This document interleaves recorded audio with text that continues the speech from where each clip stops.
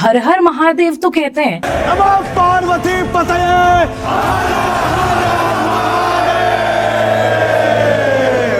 लेकिन उसका मतलब नहीं पता रहता लोगों को। हर हर महादेव का अर्थ सीधा सीधा यह होता है कि भक्त की पीड़ाएं हर लेना। जैसे सावन के महीने में शिव जी के पास हमारी प्रार्थना सबसे पहले पहुंचती है, ऐसा क्यों? पहले तो सावन अपभ्रंश शब्द है, सावन लोक भाषा में है श्रावण शुद्ध है। भगवान शिव पृथ्वी पर स्वच्छंद विचरण करते हैं और अपने भक्तों की मनोकामना पूर्ण करते हैं। श्रावण मास भगवान शिव को प्रिय है और सावन में ही देखा जाए तो समुद्र मंथन भी हुआ था। जल, चंद्रमा और शिव जी का क्या संबंध है? शिव जी के सामने आप सिर झुकाओगे, दंडवत करोगे, प्रणाम करोगे तो शिव जी के साथ साथ चंद्रमा को भी प्रणाम हो जाता है, गंगा को भी प्रणाम हो जाता है। भगवान शिव कर्पूर गौरम, करुणावतारम, संसार सारम, भुजगेंद्रहारम। सांप को तामसी कहा गया है, सर्प को गले में लिपटाए हुए हैं, फिर भी अपना स्वभाव भगवान नहीं छोड़ते हैं। मतलब तामसियों में रहकर भी अपना स्वभाव सात्विक रखना, यह आप योगीश्वर भगवान शिव से सीख सकते हैं। पहले के समय जब कावड़ यात्रा निकलती थी तो उस समय हम नियम और वो वाला जो वातावरण होता था वो बिल्कुल अलग होता था, और अब हम काफी ज्यादा बदलाव देखते हैं उसमें। तो वो ऐसी कौन सी चीजें हैं जो नहीं करना चाहिए कावड़ यात्रा के दौरान? भक्ति में आडंबरता की आवश्यकता नहीं होती है, जो योग्य होगा उसको दिखावा करने की आवश्यकता नहीं होती है, दिखावा अयोग्य करता है। कावड़ में साधारण से नियम है कि कावड़ भूमि पर नहीं टिकता है। कावड़ यात्रा आखिर निकाली क्यों जाती है? कावड़ वह है कि अपने अभिमान के भार को अपने कंधों पर रखकर उस अभिमान को शिव जी हर लेवे। सावन सोमवार के जो व्रत होते हैं जी, उनको बहुत ज्यादा मान्यता मिली है जी। क्यों ऐसा? 4 सोमवार होते हैं, सभी का अलग अलग महत्व होता है। धर्म, अर्थ, काम और मोक्ष, इन चारों पुरुषार्थों को प्राप्त करने के लिए यह चारों व्रत किए जाते हैं श्रावण मास में। लेकिन व्रत में विधि पूर्वक किया जाए तब वह फलदायक होता है। जी, कि हमारे नहीं खाने से हमारे पाप कैसे धुलेंगे? वो तो हमारे कर्म होते हैं ना। अगर मैंने खाना नहीं खाया और मैंने अपनी वाणी से या अपनी सोच से किसी के लिए बुरा सोचा और मैंने भरपेट खाया, लेकिन मैं इंसान अगर अच्छी हूँ, मैं किसी के लिए ना कर्म में ना सोच में गलत बोलती हूँ, ना किसी के साथ गलत करती हूँ, तो फिर श्रेष्ठ कौन है? वो जो भूखा है या वो जो अच्छे कर्म करता है?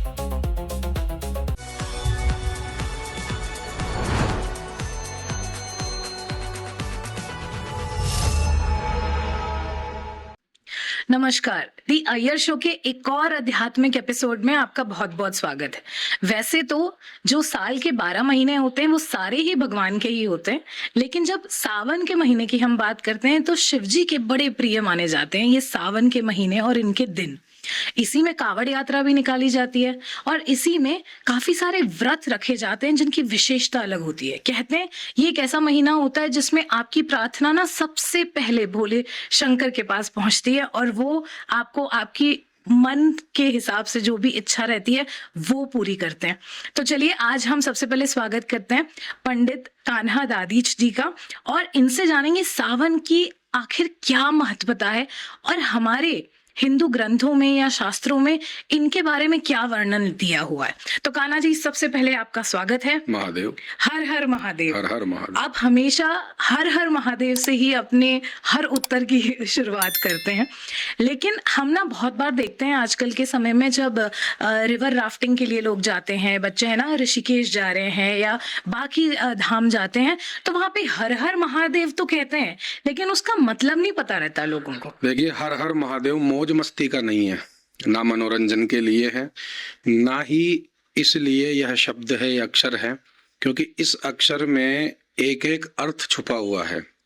हर हर महादेव भी यदि शास्त्रीय हो, जैसे हम राम राम भी करते हैं, शिव शिव भी करते हैं, शाक्त लोग जय दुर्गे भी करते हैं, जय देवी की, जय माता दी की भी करते हैं। हर हर महादेव का अर्थ सीधा सीधा यह होता है कि भक्त की पीड़ाएं हर लेना। जो भक्त की पीड़ाएं हैं, दुख हैं, संकट हैं, उनको हरने वाले कौन है? हर हर हर महादेव, हरि और हर। तो हरि तो हुए भगवान विष्णु और हर हुए भगवान शिव। इसलिए भगवान शिव को प्रसन्न करने के लिए भक्तजन हर हर महादेव का नारा लगाते, उद्घोष करते हैं। किंतु आजकल देखा जाता है कि अशास्त्रीयता भी इस शब्द में भी घुस गई है। जैसे हर हर महादेव कहा गया, लेकिन कई लोग एक लोकप्रियता के चक्कर में आकर हर हर मोदी भी कहने लगे। वह अशास्त्रीय नियम है। हर हर के बाद में किसी मनुष्य का नाम नहीं लिया जा सकता है। किसी को प्रसन्न करने के लिए या लोकप्रिय होने के लिए भगवान के नाम का सहारा नहीं लेना चाहिए। हर हर महादेव एक अभिवादन के रूप में भी, नमस्कार के रूप में भी और स्वयं के संकट हराने के रूप में भी लिया जाता है। इसलिए हर हर महादेव का नारा लगता है। अच्छा, अब जैसे सावन के महीने में शिव जी के पास हमारी प्रार्थना सबसे पहले पहुंचती है, ऐसा क्यों? सावन के महीने में ही नहीं, यह एक देखा जाए तो विशेष मास है। अब श्रावण का जो है, पहले तो सावन अपभ्रंश शब्द है। सावन लोक भाषा में है, श्रावण शुद्ध है। श्रावण शुद्ध है। जैसे श्रृंगार वाला श्र है ना, वह है शुद्ध श्रावण मास। श्रावण मास। तो जो श्रावण होता है उसमें चतुर्मास प्रारंभ हो जाते हैं। देवशयनी से चतुर्मास प्रारंभ हो जाते हैं। तो देवशयनी के दिन भगवान विष्णु शयन करते हैं। तो पृथ्वी की या त्रिभुवन की जो जिम्मेदारी होती है, कर्तव्य होता है, वह भगवान शिव पर आ जाता है। तो भगवान शिव ही पूरी जिम्मेदारी रखते हैं उस समय। यह एक भक्तों का भाव है, यह एक परंपरा है, रीति है। पुराणों के अनुसार भी देखा जाए तो भगवान शिव पृथ्वी पर स्वच्छंद विचरण करते हैं और अपने भक्तों की मनोकामना पूर्ण करते हैं। इसलिए श्रावण मास भगवान शिव को प्रिय है। सावन में ही देखा जाए तो समुद्र मंथन भी हुआ था। तो भगवान शिव के जल भी चढ़ाया गया, कावड़ इत्यादि का ये भी देखा जाता है। उस समय ही बड़ा अच्छा वातावरण रहता है, शिवमय रहते हैं। तो श्रावण में ही जल अत्यधिक गिरता है। श्रावण भादव इनमें ही जल अत्यधिक गिरता है और श्रावण में ही भगवान शिव को जल चढ़ाया जाता है, क्योंकि शास्त्र कहते हैं कि जल धारा प्रिय शिव, जल धारा प्रिय शिव। शिव जी को जल धारा ही प्रिय है। अधिकतर जल की धारा से ही वह प्रसन्न हो जाते हैं। इसीलिए वो चंद्रमा से भी हम संबंध उनका देखते हैं। चंद्रमा से है ना, सोमनाथ। जैसे जल, चंद्रमा और शिव जी का क्या संबंध? देखिए, चंद्रमा मन का कारक है। वेदों में श्रुति है चंद्रमा मनसो, यानी चंद्रमा मन का कारक है। और मन एवं मनुष्याणाम सुख दुखस्य कारणम, ऐसा है एक श्लोक है। तो सुख का कारण भी मन ही है और दुख का कारण भी मन भी है, मन ही है। तो मन से ही दुख है, मन से ही सुख है। तो चंद्रमा मन का कारक हो गया। अब चंद्रमा किसके सिर पर है? कौन? शिव जी पे। राम जी के बाद में भी चंद्र लगा है, रामचंद्र। कृष्ण जी के बाद में भी चंद्र लगा है, कृष्ण चंद्र। किंतु भगवान शिव के पहले उन्होंने स्थान दिया है चंद्रमा को कि तू मेरी शरण में आया है, इसलिए मैं तुझे मस्तक पर स्थान दूंगा और मेरा नाम चंद्रमौलीश्वर। और देखा जाए तो शिव जी के मस्तक पर है से ही गंगा भी निकलती है। ये अब आप यहीं पे देख लो ना, कितना सुदृढ़ है। अगर थोड़ा लॉजिक या गहराई से देखा जाए तो चंद्रमा मस्तक पर है। शिव जी को प्रणाम करने मात्र से भी चंद्रमा को भी स्वतः ही प्रणाम हो जाता है। शिव जी के सामने आप सिर झुकाओगे, दंडवत करोगे, प्रणाम करोगे, तो शिव जी के साथ साथ चंद्रमा को भी प्रणाम हो जाता है, गंगा को भी प्रणाम हो जाता है। मतलब इससे हम ये समझ सकते हैं कि जो शिव जी के भक्त हैं या जो शिव जी के सामने सिर झुकाते हैं, उनकी मनोस्थिति भी अच्छी बनी रहती, क्योंकि भगवान शिव कर्पूर गौरम, करुणावतारम, करुणा के अवतार हैं, करुण स्वरूप है उनका। तो वे करुणा बरसाते हैं भक्तों पर। रुष्ट भी होते हैं, क्रोधित भी होते हैं, क्योंकि प्रलय का जो कार्यभार है भगवान शिव के पास है। और रौद्र रूप में आप आकर, भैरव रूप में आकर ही तो वह विनाश करते हैं, फिर प्रलय करते हैं। किंतु सौम्य भी है, सौम्य स्वभाव भी है उनका। कर्पूर गौरम करुणावतारम संसार सारम भुजगेंद्रहारम। सांप को तामसी कहा गया है, सर्प को गले में लिपटाए हुए हैं, फिर भी अपना स्वभाव भगवान नहीं छोड़ते हैं। मतलब तामसियों में रहकर भी अपना स्वभाव सात्विक रखना, यह आप योगीश्वर भगवान शिव से सीख सकते हैं, आदि योगी से। जी। अच्छा, पहले के समय जब कावड़ यात्रा निकलती थी तो उस समय हम नियम और वो वाला जो वातावरण होता था वो बिल्कुल अलग होता था, और अब हम काफी ज्यादा बदलाव देखते हैं उसमें। तो वो ऐसी कौन सी चीजें हैं जो नहीं करना चाहिए कावड़ यात्रा के दौरान? देखिए, भक्ति में आडंबरता की आवश्यकता नहीं होती है। जो योग्य होगा उसको दिखावा करने की आवश्यकता नहीं होती है। दिखावा अयोग्य करता है, आडंबर अयोग्य करता है, क्योंकि उसको डर लगा रहता है, अंदर ही अंदर डर रहता है कि कुछ गलती ना हो जाए, तो मैं इस आडंबर से अपनी गलतियां छुपा सकता हूँ। योग्य को आडंबर की आवश्यकता नहीं है। कावड़ में साधारण से नियम है कि कावड़ भूमि पर नहीं टिकता है। जो लोटे आते हैं, जल के कलश भर के लाते हैं, वह नीचे जमीन पर नहीं टिकता है। अब उसमें हु हल्लड़बाजी करें, लड़ाई दंगे करें, तो वह फिर गलत है। पहले बिल्कुल नियम था, संकल्प लिया जाता था, पहले तिलक इत्यादि लगाए जाते थे, शुद्ध रहते थे, शुद्ध आचरण, शुद्ध भोजन व्यवहार, शुद्ध वस्त्र इत्यादि शुद्ध होते थे। आजकल कहाँ है वह कावड़? आजकल चिलमबाजी चल रही है।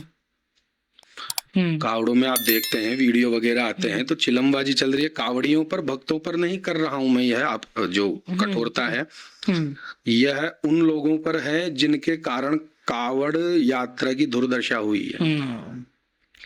तो पहले का जो शास्त्रीय स्वरूप था कावड़ का, बिल्कुल शुद्ध, कलश भी शुद्ध रहे, जल भी वह भाव से लाए, वहां पूजन हो, संकल्प हो, प्रतिज्ञा हो, उसके बाद में कावड़ का नियम माना जाता था। आजकल जो हु हल्लड़ है, दंगेबाजी है, ये सब कावड़ों में देखने को मिलता है। डीजे इत्यादि लगा रहे हैं, रोक नहीं कर रहे हैं, डीजे लगाओ, कीर्तन करो, भगवान के नाम लो, उसमें कोई रोक नहीं है। लेकिन उद्देश्य क्या है आपका? कावड़ मनोरंजन थोड़ी है। कावड़ मनोमंजन का विषय है, मनोरंजन का विषय कावड़ नहीं है। इसलिए ढोंग की जिंदगी से ढंग की जिंदगी बेहतर है। कावड़ यात्रा आखिर निकाली क्यों जाती है? कावड़ यात्रा देखो, सबसे पहले तो अगर अध्यात्म के क्षेत्र में हम देखें, दार्शनिक रूप से देखें, तो कावड़ वह है कि अपने अभिमान के भार को अपने कंधों पर रखकर उस अभिमान को शिवजी हर लेवें। उस जल रूपी अभिमान को, उस अभिमान के भार को भगवान शिव हर लेवें। अपने अभिमान को कंधे पर रखकर इतनी लंबी यात्रा करते हैं कावड़ी, जो कावड़िया होते हैं, भक्त लोग होते हैं, तो उस अभिमान को, उस भार को भगवान शिव पर अर्पण कर रहे हैं कि हे भगवान, हमारा जो अभिमान है यह आप हर लीजिए। इसलिए कावड़ का यह है। और रही बात कावड़ की, तो कावड़ का प्रारंभ तो देखा जाए तो रावण के समय से भी, भगवान परशुराम जी के समय से, रामचंद्र जी के समय से, और श्रवण कुमार के समय से भी है कावड़ का। अब जैसे जगन्नाथपुरी हो जाए, जगन्नाथ मंदिर हो जाए, या सोमनाथ में अगर हम देखें, तो यहाँ पे काफी ज्यादा प्रचलित है ये यात्रा।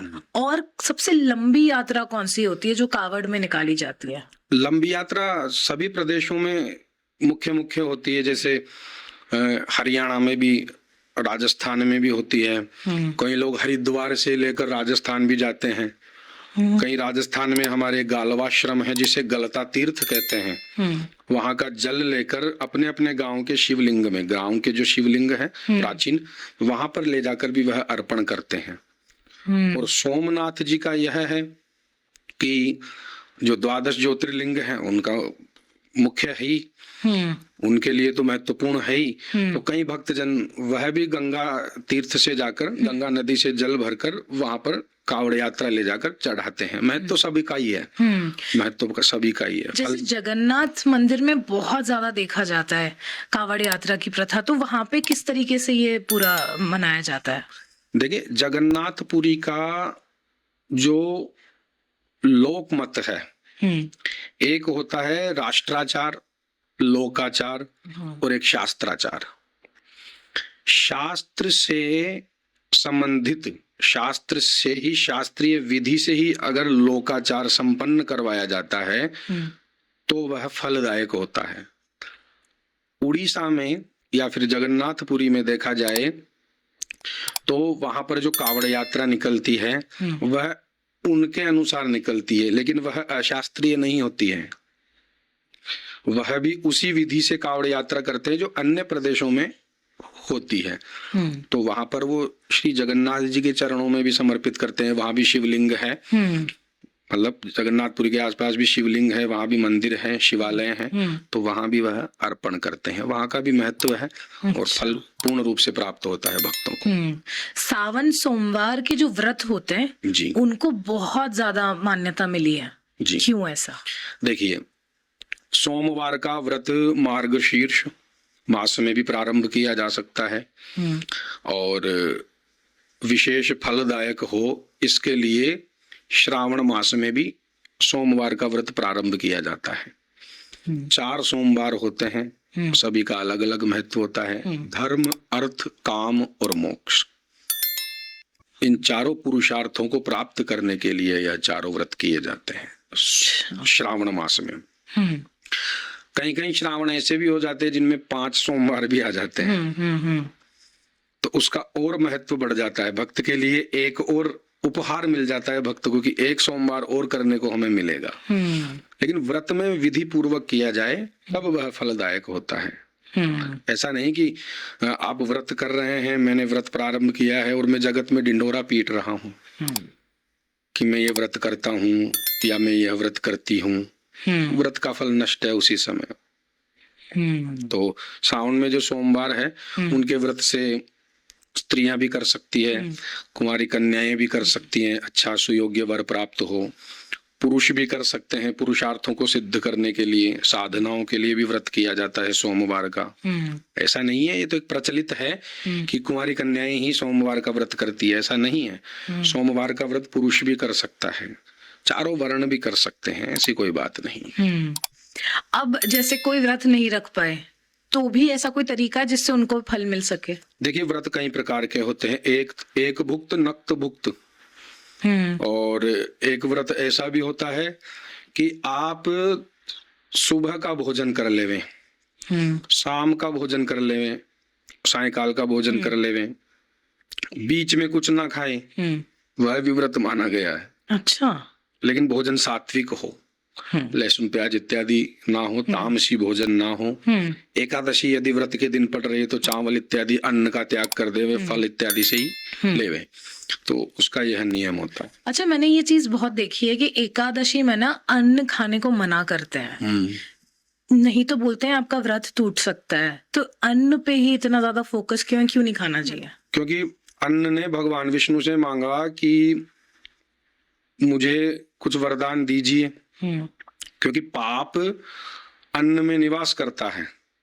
एकादशी के दिन, एकादशी के दिन पाप अन्न में निवास करता है। अब वह चावल हो, चाहे गेहूं हो, चाहे दाल हो, सभी अन्न में निवास करता है। इसलिए फलाहार कर सकते हैं जिनका सामर्थ्य शक्ति ना हो शरीर में, औषधियां चल रही हो, किसी की दवाई चल रही हो, कोई बीमार है फिर भी वह एकादशी कर रहा है, तो कितनी बड़ी बात है। कोई दवाई चल रही है, किसी के डेली की दवाई भी चलती है, किसी के बीपी की, थायराइड की या अन्य कोई जो रोग है उनके उपचार के लिए दवाइयां चलती है। अब वह क्या करें, वह क्या कर सकता है फिर? तो वह दवाई भी ले और व्रत का भी पालन करें, उसके लिए वो फलाहार भी करें, क्योंकि वह फलाहार नहीं करेगा तो फिर वह उसका शरीर इतना शक्तिशाली नहीं रहेगा और बीमार हो जाएगा। तो यहाँ छूट दी गई है ऋषियों मुनियों द्वारा, भगवान के द्वारा यह छूट दी गई है। बालकों को, गर्भिणी स्त्रियों को, इनको छूट दी गई है, रोगियों को छूट दी गई है। इसलिए एक कितनी बड़ी बात है, कोई बीमार है, किसी की दवाई चल रही है, फिर भी वह व्रत कर रहा है। भाव है ना, एक भक्ति, यही तो भाव है। अपने शरीर को शुद्ध कर रहा है, मन को शुद्ध कर रहा है। व्रत से क्या होता है? तपस्या ही है। तो व्रत, व्रत क्या है? तपस्या है, शरीर का तप है। भगवान व्रत को भी तप बताते हैं कि व्रत एक तप का रूप है, किए गए पापों का प्रायश्चित ही व्रत है। लेकिन एक बात बताइए पंडित जी कि हमारे नहीं खाने से हमारे पाप कैसे धुलेंगे? वो तो हमारे कर्म होते हैं ना। अगर मैंने खाना नहीं खाया और मैंने अपनी वाणी से या अपनी सोच से किसी के लिए बुरा सोचा और मैंने भरपेट खाया, लेकिन मैं इंसान अगर अच्छी हूँ, मैं किसी के लिए ना कर्म में ना सोच में गलत बोलती हूँ, ना किसी के साथ गलत करती हूँ, तो फिर श्रेष्ठ कौन है? वो जो भूखा है या वो जो अच्छे कर्म करता है? यह सदाचार व्रत होता है जो आप कह रहे हैं ना, इसको सदाचार व्रत कहते हैं। झूठ नहीं बोलना, सत्यवादी बने रहना, भलाई करना, भलाई दूसरों की भलाई करना, परोपकार करना, कल्याण की भावना रखना, निर्धनों की सहायता करना, निर्बलों की सहायता करना, भूखे को अन्न देना, प्यासे को पानी पिलाना, यह सदाचार व्रत में आता है। यह भी व्रत का ही रूप है। यह सदाचार व्रत में आता है। किंतु व्रत मैंने क्या बताया? तपस्या है। शरीर को कष्ट देना है। शरीर को अगर कष्ट नहीं होगा तो वह तपस्या में नहीं गिना जाएगा। तो शरीर को क्यों कष्ट देना है? शरीर, प्रायश्चित का अर्थ ही कष्ट है। आपने कितने पाप कायिक, वाचिक और मानसिक रूप से कर दिए होंगे। पाप ऐसा नहीं है कि आपने किसी की गर्दन ही उड़ा दी, उस पाप का लेवल अलग है। लेकिन कायिक, वाचिक और मानसिक पाप तीनों नित्य ही होते हैं मनुष्य से। पैर से चलते चलते कीड़े मकोड़े मर गए, जीव हिंसा हो गई, कायिक पाप हो गया। वाचिक, मन में किसी के लिए थोड़ा सा बुरा सोच लिया, मन में ही गाली दे दी, वाचिक पाप हो गया। मानसिक पाप हो गया। और वाचिक पाप, किसी को मुंह से अपशब्द बोल दिए, किसी की बुराई कर दी जो बुरा नहीं था, जो निंदनीय नहीं था, उसकी भी निंदा कर दी, वह वाचिक पाप हो गया। तो तीनों पाप तो मनुष्य से नित्य होते हैं। ब्राह्मण हो, वैश्य हो, क्षत्रिय हो, शूद्र हो, स्त्री हो, पुरुष हो, नपुंसक हो, कोई भी हो, सभी से नित्य तीनों पाप हो रहे हैं। तो इन पापों के प्रायश्चित को दूर करने के लिए भगवान ने यह विधि बनाई है कि आप व्रत करके प्रायश्चित कीजिए। और एकादशी तो महीने में 2 बार आती है। 2 बार तो महीने में 2 आदमी भूखा रह सकता है। भूखे की भी मना कर दी है, नहीं रह सकता है तो फलाहार करें। फलाहारी चीजें भी तो आजकल वस्तुएं भी तो आती है, घर में भी मिल जाते हैं, तो फलाहारी वस्तुएं जो वह खा ले। यह है। कई लोग तो ऐसे हैं जो जल भी त्याग देते हैं, निर्जल उपवास करते हैं। तो उनका शरीर का सामर्थ्य भिन्न है। व्रत एक अभ्यास का भी नाम है। अपने शरीर को अभ्यास में लाना व्रत है। अभ्यास में कैसे? 2-3 व्रत आपने बिना भोजन के कर लिए, 5-6 व्रत कर लिए, धीरे धीरे आपके शरीर को अभ्यास हो जाएगा। जब एकादशी निकट आएगी तो आपका शरीर खुद स्वयं समझ जाएगा कि इस दिन मैं कम खाता हूँ, इस दिन मैं अन्न नहीं खाता हूँ, इस दिन या भूखा रहता हूँ, इस दिन बिना जल के रहता हूँ। तो शरीर स्वतः ही समझ जाएगा। मस्तिष्क भी तो समझता है ये चीजें, शरीर भी तो समझता है। यत् पिंडे तत् ब्रह्मांडे, जो ब्रह्मांड में है वही शरीर में है। ऐसे इसलिए व्रत अति आवश्यक है। ऐसा नहीं है कि करो, ऐसा भी नहीं है कि करना ही जरूरी है। लेकिन जो व्रत है, जैसे एकादशी का व्रत है, उस दिन अन्न का निषेध तो है, वह तो सभी के लिए लागू है। इसलिए कर्म से ऊपर कुछ है जो काम करता है हमारे लिए? देखिए, कर्म को हम ऐसे नहीं समझ सकते हैं। कर्म एक शब्द नहीं है। कर्म के पीछे कई घटनाक्रम जुड़े हुए हैं। 3 प्रकार के कर्म हैं: संचित, प्रारब्ध, क्रियमाण। एक बीज है, उस बीज को आपने जमीन में डाल दिया, ठीक, वह हो गया आपका कर्म। कर्म हो गया। अब उस समय का वर्तमान का जो कर्म हो गया, आपने बीज डाला, वर्तमान हो गया। प्रारब्ध उसमें कैसे बढ़ेगा? जब आपका भाग्य है, पौधा उगेगा या वृक्ष उगेगा या फल आएंगे, तब जाके प्रारब्ध काम करता है। कई बार ऐसा भी होता है, खड़ी फसल नष्ट हो जाती है। किसान ने तो कर्म ही किया था ना, बीज बोए थे, मेहनत की थी, कटाई के लिए सारी व्यवस्था कर दी, लेकिन अचानक बारिश आ गई, पूरी खेती बर्बाद, फसल बर्बाद। तो वहां प्रारब्ध काम आता है। कर्म तो कर दिया उसने, प्रारब्ध वहां काम आ गया। अब संचित क्रियमाण क्या है? आपने इस जन्म में क्या किया है, हम्म आज क्या किया है, वह संचित है, वह इकट्ठा हो रहा है। हम्म आगे जाकर वह प्रारब्ध बन जाएगा, उसके अनुसार आपको फल प्राप्त हो जाएगा। हम्म यह कर्म है, संचित, क्रियमाण और और प्रारब्ध। प्रारंभ। अच्छा, एक बात बताइए, जब ना सरकारी फाइल्स जो होती हैं बहुत धीरे धीरे काम करती है ना, हम बोलते हैं कि अरे यार कंप्लेन की, ये यार कितने धीरे धीरे करते हैं, आज का काम आज नहीं करते, कल में फॉरवर्ड कर देते हैं, ये कैरी फॉरवर्ड ही होता रहता है, आज का काम आज खत्म करो ना, है ना। ऐसे हमने ये भी सुना है कि काल करे सो आज कर, आज करे सो अब, है ना।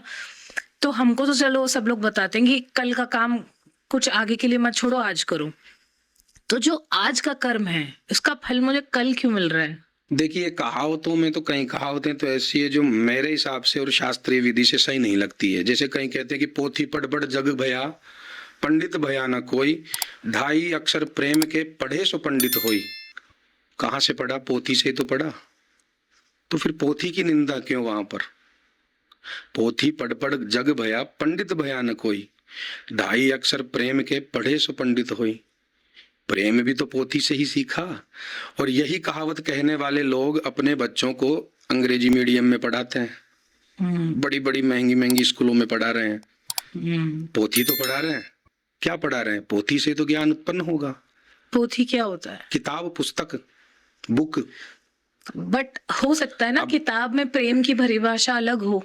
अब किताब में अगर एक प्रेम की परिभाषा लिखी है तो जरूरी नहीं है ना कि वो आपकी निजी जीवन में आप उसी तरीके से उसे अपनी जीवन में उतारो। प्रेम तो वो भी होता है कि जैसे आपने सुना होगा कि घर से मंदिर या मस्जिद बड़ा दूर है, चलो एक रोते हुए को हंसाते हैं, वो भी एक प्रेम है।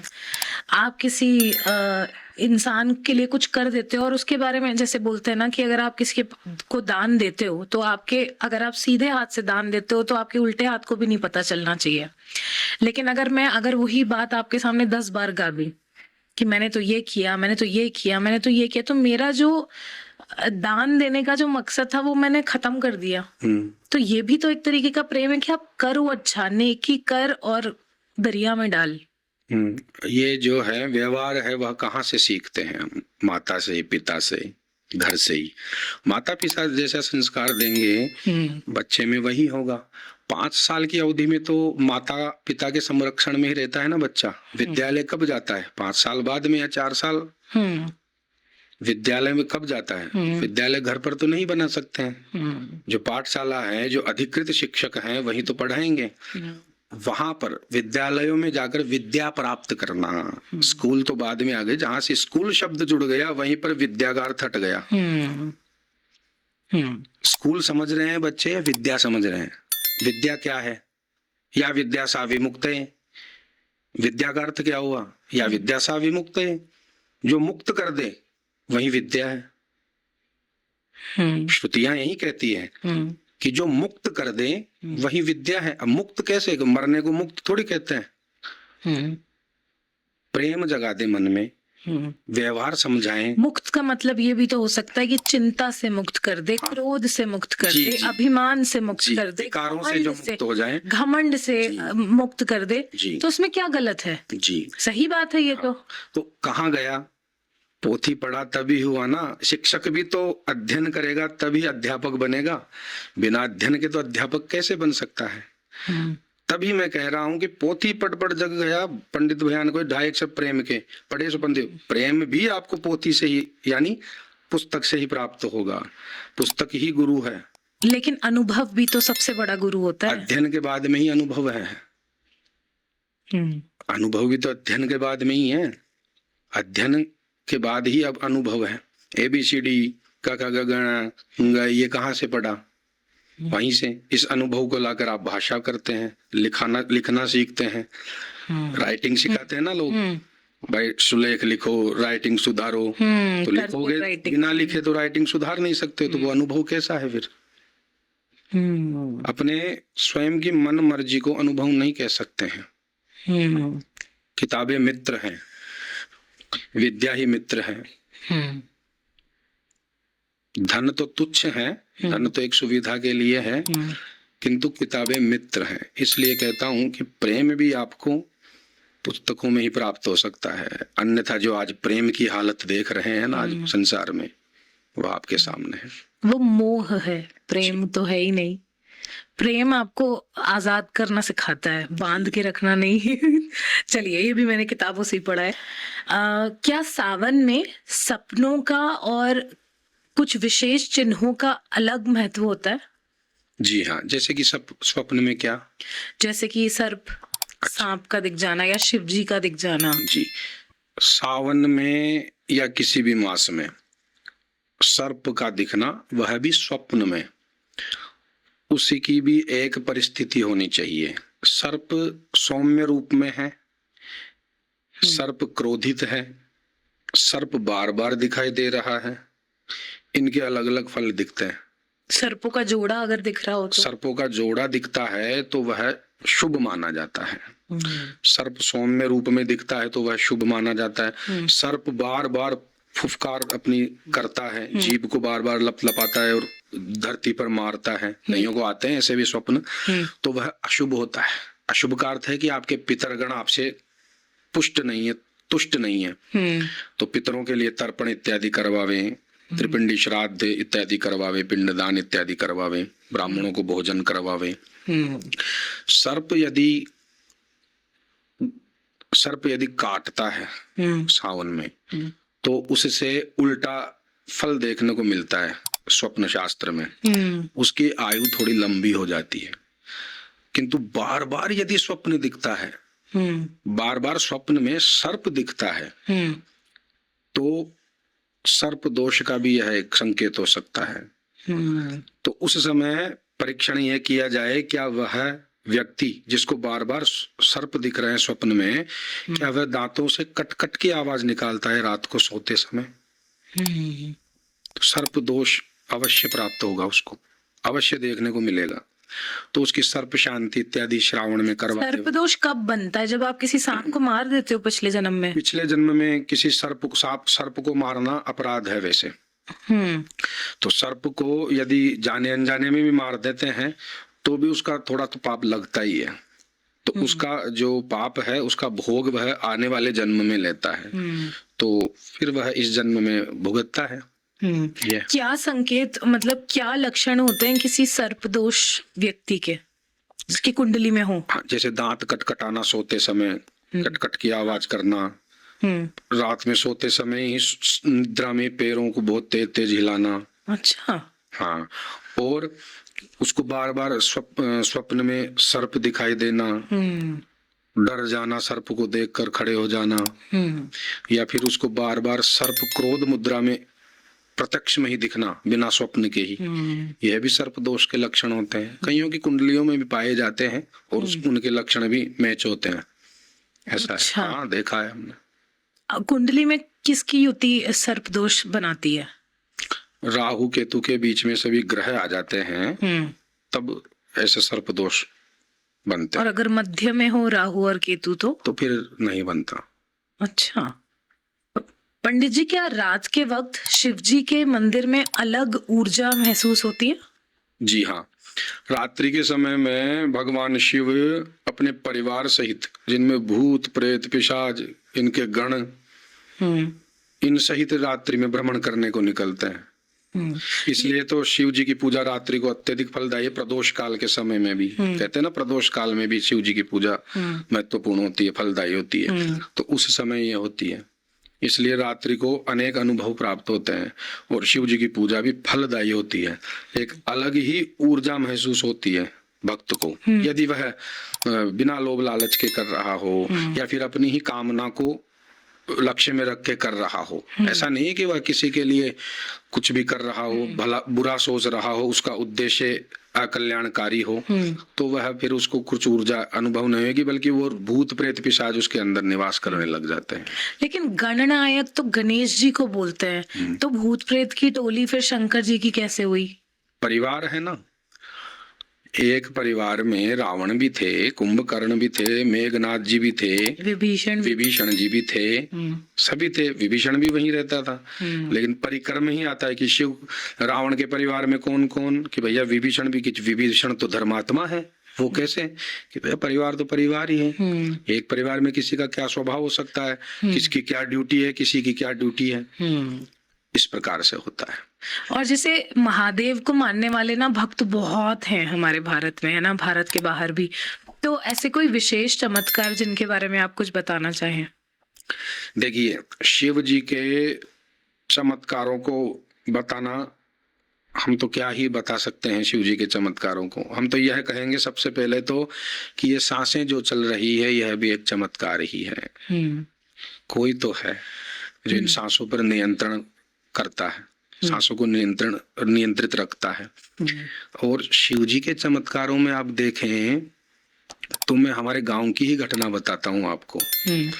हमारे गांव के पास में चाकसू गांव है, वहां पर एक तालाब है।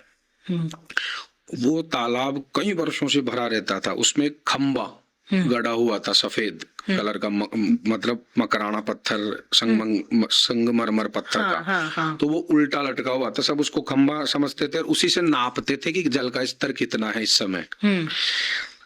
हमारे गांव के राजा थे, तो उनको स्वप्न आया, ये सत्य घटना है। हमारे गांव के राजा को स्वप्न आया कि जो गांव में अकाल पड़ रहा है इस समय, आसपास में अकाल पड़ रहा है, उस अकाल को दूर करने के लिए, वर्षा करवाने के लिए तुम्हें ऐसा करना है कि चाकसू में जाकर, उस स्थान पर जाकर जो वह उल्टा खंबा गड़ा हुआ है उसकी खुदाई करवाओ, क्योंकि वह शिव जी की मूर्ति है। तो राजा को स्वप्न आया। राजा ने सुबह अपने मंत्रियों को, ब्राह्मणों को, पुरोहितों को सुनाया। तो उन्होंने कहा कि ऐसा करना चाहिए, चलते हैं। वहां पर प्रयत्न से उसको निकाला, खंबे को निकाला। लेकिन राजा को स्वप्न में भगवान ने यही कहा था उस स्वप्न में कि जहां पर भी वह शिवलिंग रुक जाएगा, किसी वाहन से लाओगे, जहां पर वह रुक जाएगा वहीं पर उसकी स्थापना कर देना। और ऐसे ही कथाएं कई अन्य क्षेत्रों में भी मिलती है, सेम थोड़ी सी मिलती जुलती। तो इस प्रकार से देवता लोग स्वप्न में आकर बताते हैं। माध्यम वह मनुष्य को बनाते हैं, लेकिन कल्याण मनुष्य का होता है उसमें। भगवान को तो क्या मतलब है, उनके पास क्या कमी है, हिंदू भक्तों का उद्धार हो इसलिए। तो जब वह राजा गए, उसको खुदाई किया, उस खंबे को निकाला, तो नीचे पंचमुखी, 5 मुख के शिव जी की मूर्ति थी। शिवलिंग जो है 5 मुख का था। पंचमुखी हनुमान तो हमने सुने, पंचमुखी शिव भी, पशुपतिनाथ भी पंचमुखी है वहां पर, 4 मुख ऐसे ऐसे ऊपर का एक है। तो जो वो मूर्ति थी वो आज भी है हमारे गांव में, और बहुत चमत्कारी और दिव्य है, और बहुत सिद्ध है, स्वयंभू है। तो वहां से लाए, फिर वहां पर जब हमारे गांव में लाए तो बैलगाड़ी में लाए थे उसको। तो बैल थक गए और वहीं पे रुक गए। तो फिर राजा ने कहा जैसा स्वप्न में आया था वैसे ही हमें करना है, यहीं पे इसकी स्थापना कर देते हैं। तो वहीं पे विद्वान ब्राह्मणों के द्वारा स्थापना कर दी, वो आज वहीं है। और वर्षा फिर प्रारंभ हो गई उस समय। तो एक तो ये प्राचीन चमत्कार है। नए नए चमत्कार हैं, वो तो रोज अब जैसे ये भी हमने देखा है कि जो शिवलिंग है, जैसे भोपाल में जो मध्य प्रदेश में पड़ता है, वहां पर जो एक शिवलिंग है, भोजपुर में एक मंदिर है, वो शिवलिंग का आकार हर साल बढ़ता ही जा रहा है। ये भी, और इसका प्रमाण है कि जब ये छोटा सा था शिवलिंग, तब की फोटो भी है और अभी की भी है। तो ये चमत्कार नहीं है तो और क्या है? ये चमत्कार ही है। शिव जी जो स्वयंभू और विधि विधान से प्रतिष्ठित शिवलिंग होते हैं ना, जिनकी विधि विधान से प्रतिष्ठा हुई हो, या किसी सन्यासी या किसी साधु सन्यासी या तपस्वी द्वारा प्रतिष्ठित हो, या स्वयंभू स्वयं प्रकट हुए हो, उन शिवलिंगों के नीचे एक ऊर्जा का क्षेत्र बना हुआ होता है, और वह शिवलिंग सीधा ब्रह्मांड से संपर्क में रहता है। उसकी ऊर्जा इतनी होती है। तो उस ऊर्जा को प्राप्त करने के लिए भक्तगण रात्रि में उनकी सेवा अर्चना करते हैं। सबसे जल्दी शिवजी किस चीज से प्रसन्न होता है? शुद्ध जल से। और उसमें भी गंगा जल हो जाए तो कहने ही क्या है। गंगा जल से बहुत शीघ्र ही प्रसन्न हो जाते हैं भगवान शिव, लेकिन मन में इतनी ही श्रद्धा, आस्था होनी चाहिए। उद्देश्य सही होना चाहिए, तब जाके शिव जी प्रसन्न होते हैं। प्रसन्न ऐसा नहीं है कि वो प्रकट हो जाएंगे। कलयुग में देवता प्रकट इतनी आसानी से नहीं होते हैं। सत्य युग में तो देवता आते जाते थे पृथ्वी पर, मनुष्य के साथ बैठ के खूब हंसी मजाक खूब अच्छे से करते थे। कलयुग में संभव नहीं, क्योंकि ये युग का धर्म है। कलयुग का यही धर्म है कि इसमें देवता लोग लुप्त हो जाएंगे। लुप्त मतलब दिखाई नहीं देंगे। किंतु फिर भी यदि श्रद्धा रही, ऐसा रही, तो भगवान शिव फिर उनकी मनोकामना पूर्ण करते हैं। देर से करते हैं, और जहाँ संभावना होती है वहां पर वह कल्याण करते हैं। ऐसे भी देखते हैं पंडित जी हम कि कभी ना बहुत खराब स्थिति होती है किसी के जीवन की, और कहीं ना कहीं से ना उसको मदद मिल जाती है, और वो कोई दूसरा व्यक्ति भी हो सकता है जो उसकी मदद करता है, और हम कहते भी हैं कि पता नहीं किस रूप में आके नारायण मिल जाएगा। तो ऐसा होता है क्या? जैसे अभी तो चलिए आपने बोला कि देवता जो हैं अब लुप्त हो गए, उतने ज्यादा धरती पर नहीं आते, लेकिन फिर भी जो सच में अच्छा मन का इंसान होता है उसको भगवान कहीं ना कहीं से मदद दे ही देता है। देवता मनुष्य के रूप में भी आते हैं, ऐसे ऐसे रूप में भी आ जाते हैं कि कभी किसी उस मनुष्य को आपने देखा नहीं, कभी उससे परिचय ही नहीं था, किंतु वह आकर आपकी कब मदद कर गया आपको पता ही नहीं चला, और कहाँ गया आपको पता ही नहीं चला। एक एक्सीडेंट हुआ था जयपुर में, और मेरे परिचित हैं उनके साथ, तो उनका एक्सीडेंट हुआ। अब वह शिव जी की नित्य आराधना करते थे, और शिव जी की नहीं सभी की करते थे नित्य आराधना, अच्छी पूजा सेवा भी करते थे, अच्छे सज्जन व्यक्ति भी थे। तो उनका एक्सीडेंट हो गया वहां पर। एक्सीडेंट हो गया तो लोग तो वो खुद बता रहे थे मेरे को, लोग तो उनकी वीडियो बना रहे थे और उनकी सहायता नहीं कर रहे थे। लेकिन एक दूर दराज का एक व्यक्ति, पता नहीं कौन था वह, लेकिन वो ऐसा कह रहे थे मैंने उसको कहीं ना कहीं देखा था। वह आया, उठाया, अपनी गाड़ी में रखे, लिटाया, हॉस्पिटल ले गए। हॉस्पिटल में डॉक्टर को बताया कि ये वहां पे ऐसे ऐसे थे, इनका इलाज करो, और वहां से कब गायब हो गया पता ही नहीं चला। डॉक्टर से पूछा कि कौन था क्या था, कि चेहरा तो इतना ठीक से याद नहीं है, वो तो जल्दीबाजी में आए और बोले कि ऐसे ऐसे मुझे मिला है, तो वो चले गए थे। तो ऐसा भी भगवान सहायता करने के लिए भेजते हैं, अन्यथा नहीं उठाए तो मृत्यु को प्राप्त हो जाए। तो ऐसे भी चमत्कार हैं भगवान के। अच्छा, भोलेनाथ को भोला क्यों कहा जाता है? भोला इसलिए कहा जाता है, इनसे ब्रह्मा जी और विष्णु जी भी परेशान थे। अच्छा।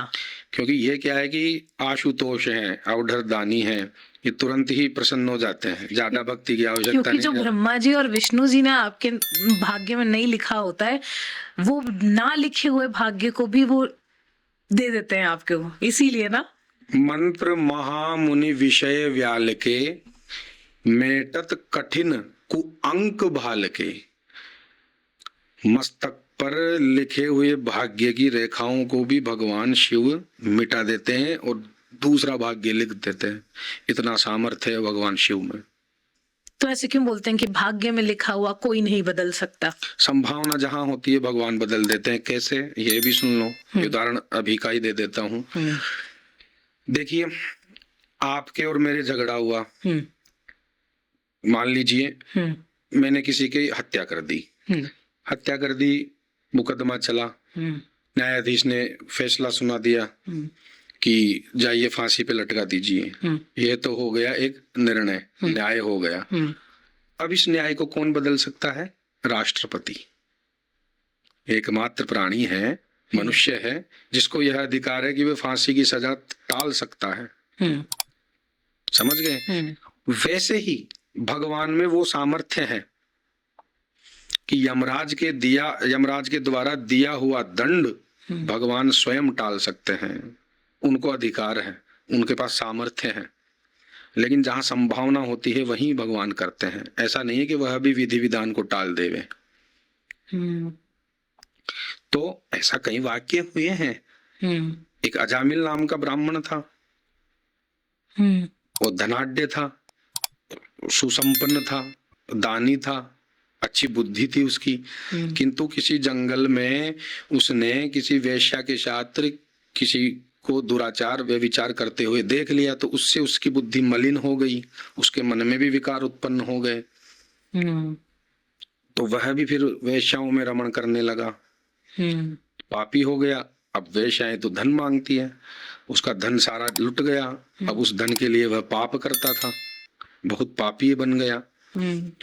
उधर से कुछ संत लोग जा रहे थे। संतों ने सोचा कि ये गांव से अलग रह रहा है कोई व्यक्ति, और रात्रि हो चुकी है, मतलब सायंकाल सूरज अस्त होने वाला है, और हमें भोजन की व्यवस्था भी करनी है, विश्राम भी करना है, रात्रि को हम यात्रा नहीं कर सकते हैं। तो वहीं पे रुके और आकर कहते हैं कि हमारे भोजन का प्रबंध करो। अजामिल ने बताया कि मैं बहुत पापी हूँ, इस घर में वेश्याएं मेरे साथ रहती है, मैं वेश्याओं के साथ भी मैं विवाह किया हुआ, आप यहाँ मत आइए, आप हमारा अन्न नहीं खा सकते हैं, आपकी बुद्धि भी दूषित हो जाएगी, क्योंकि ये सब धन हमारा पाप के द्वारा कमाया हुआ है। तो साधुओं ने सोचा है तो ये तो बहुत बड़ा ज्ञानी है, ये तो बहुत बड़ा धर्मात्मा है, स्वयं को ही पापी बता रहा है। फिर वो बोले कि आप ऐसा ना कहें, सीधे में दोष नहीं लगता है, जैसे सीधा आटा होता है ना, वो आटा दे दे, दाल दे दे, वे उसमें दोष नहीं लगता है। फिर साधुओं ने लिया, पाया और प्रसन्न होकर कहे कि हम प्रसन्न हैं तुम्हारी भक्ति से, मांगो क्या मांगते हो। तो अजामिल के पुत्र नहीं था। अजामिल ने कहा मेरे संतान नहीं है, मेरे को पुत्र की प्राप्ति हो जाए, ऐसा आशीर्वाद दो।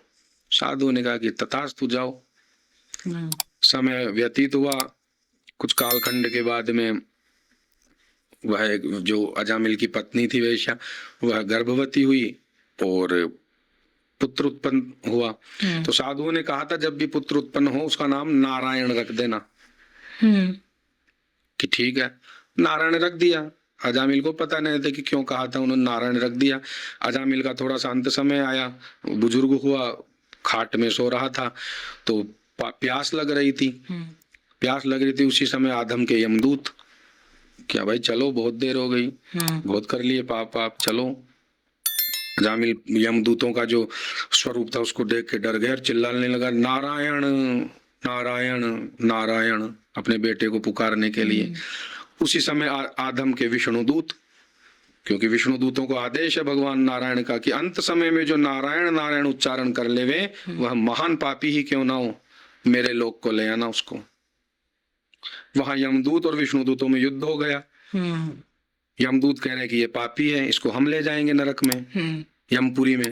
विष्णुदूत कह रहे हैं कि ये नहीं, नारायण हमारे प्रभु का नाम लिया है इन्होंने, तो कैसे ले जाने देंगे। दोनों में युद्ध हुआ, तो कि फैसला करो। फैसला करने के लिए यमराज के पास गए यमदूत की, हम तो हथियार डाल रहे हैं आपसे, आपकी नौकरी छोड़ रहे हैं। कि क्यों? कि वहां पर हम तो सोचे आप ही स्वामी हो, आपसे भी ऊपर है क्या कोई इस दुनिया में। कि क्यों? कि वहां पर विष्णुदूत आकर कहते कि अंत समय में नारायण नारायण उच्चारण किया है, तो वो ले जाने के लिए लड़ रहे थे हमारे से। तो फिर यमराज कहते हैं वहां पर कि भगवान के नाम में वह सामर्थ्य है कि पापी के पाप भी भस्म कर देते हैं, किंतु अंत समय में राम नाम शिव शिव केशव केशव नारायण नारायण निकलना बहुत कठिन होता है। क्यों? अंत समय में आवाज ही बंद हो जाती है। तो निकले नहीं, लेकिन आप मन में भी तो बोल सकते हैं। मन सब अचेत अवस्था में है। अच्छा। पापी अंदर अपने पापों को याद करता है उस समय।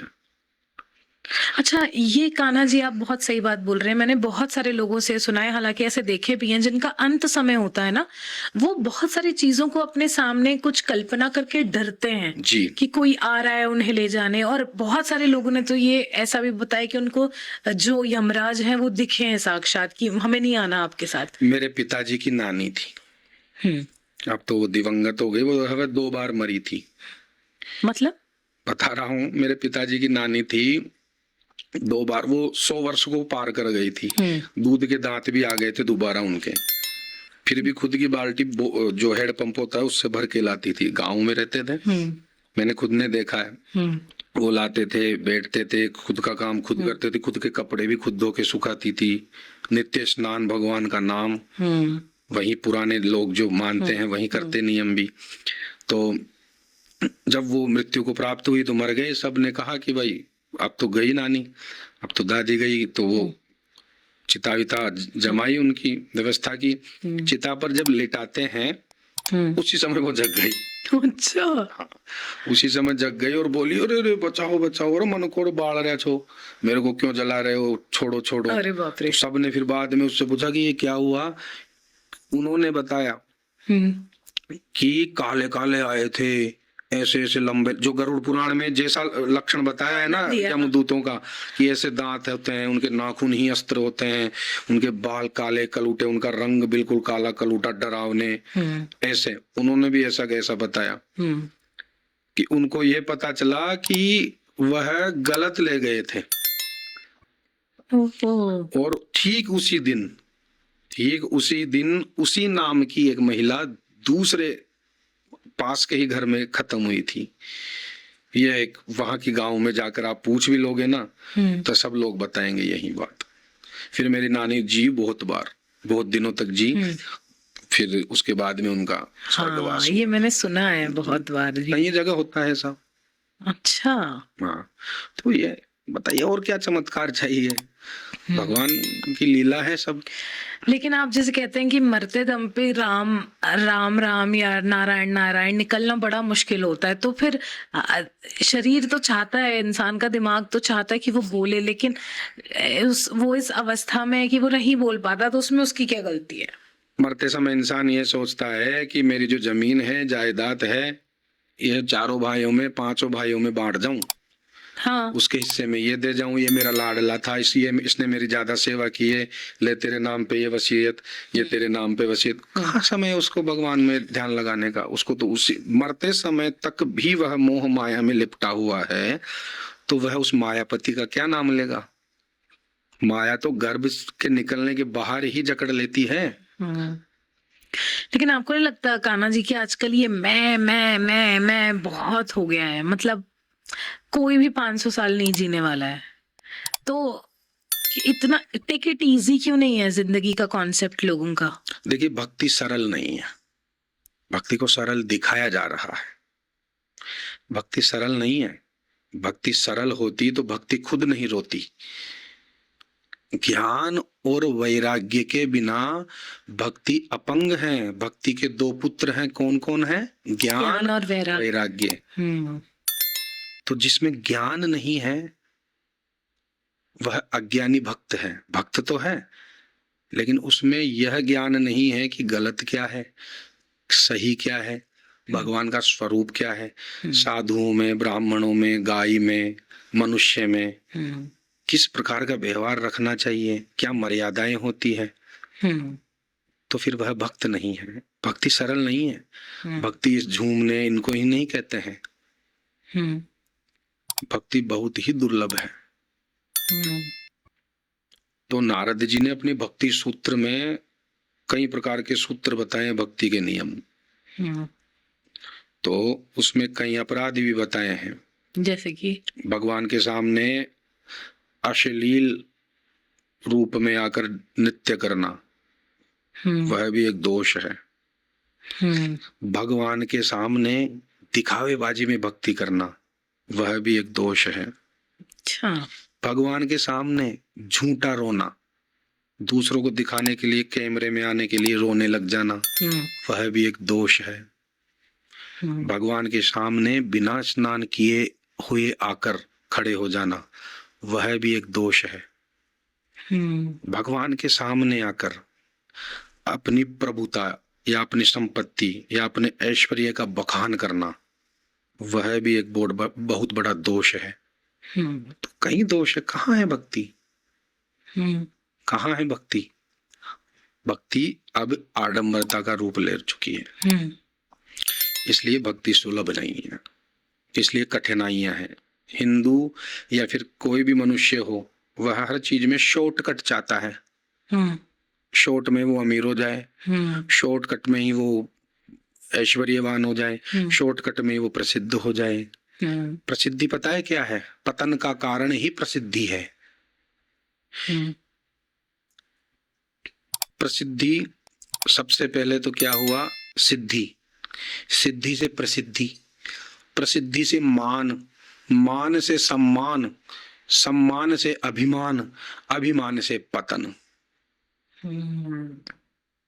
इसलिए जो कल्याणकारी पुरुष होते हैं, साधु संत या साधक होते हैं, ब्राह्मण होते हैं, वह प्रसिद्धि से दूर रहते हैं, हम्म क्योंकि प्रसिद्धि पतन का कारण कब बन जाती है पता ही नहीं चलता है। इसलिए नारायण।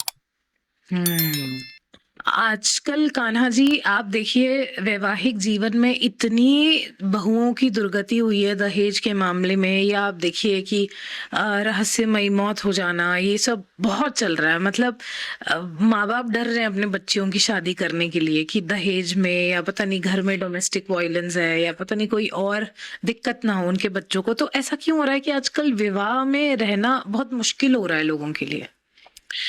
इसका प्रमुख कारण है, एक तो शास्त्रों में जो विवाह का वर्णन है उसमें ब्राह्म विधि सर्वश्रेष्ठ बताई गई है। माता पिता, वर वधू के, लड़के लड़की के माता पिता, उन दोनों में समान रूप से सामंजस्य हो, दोनों एक ही स्तर के हो।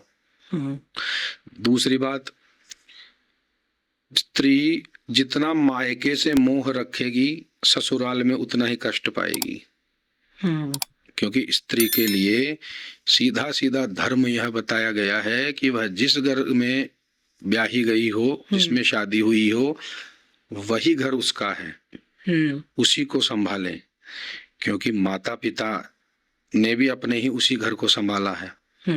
स्त्री का यह नियम है। स्त्री और धरती, यह धीरज की मिसाल है, धैर्यता की मिसाल है।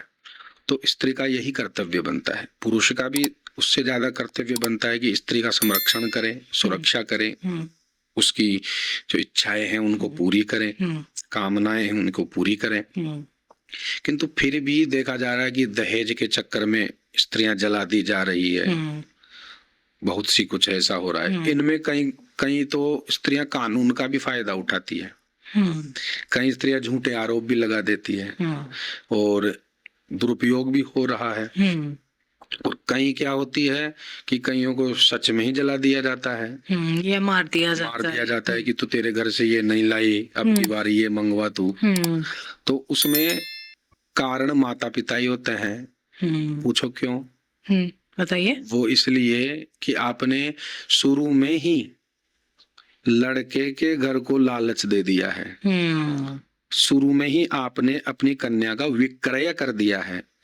कलयुग के धर्म में बताया है, कलयुग के जो नियम है, सिस्टम है, कलयुग की जो व्यवस्था है, उसमें भागवत महापुराण में बताया है कि कन्या का विक्रय होगा, कन्या बेची जाएगी।